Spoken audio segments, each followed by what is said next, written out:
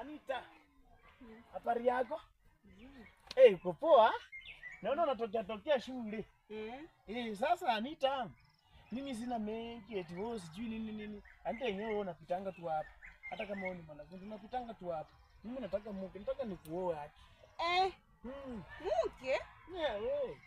Sasa unamaanisha nini ukisema mke? Mimi ni mwanafunzi ama unasema aje? Sasa yani najua unataka uache shule, mimi nikuoe. Siache shule. Sasa mbona tu? Ona, sikia. Wenye ukiniona hivi maishani mwangu nimeshakupangia kila kitu.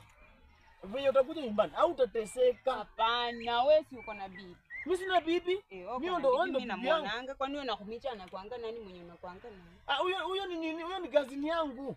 Huyo ni kazini yangu. Onya, sikia. Esther, nimeona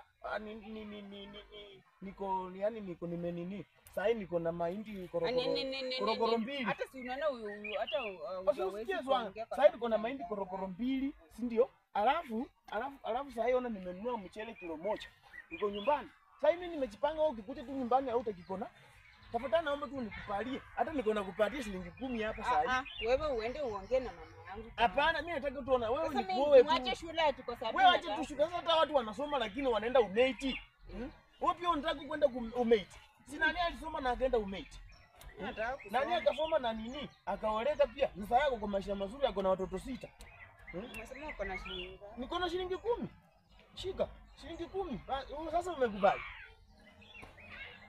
Lakini sio tu. Nitakuoa. Sasa wewe unakataa nini na hii masomo hata siku hizi ni hata masomo ni ya wenyewe tu. Masomo ache tu walimu wenyewe wasomeshe na wakue tu. Wewe acha nikuoe, ukue na watoto 6 kama nani na Afra. 6. Sina Afra kuna watoto 6.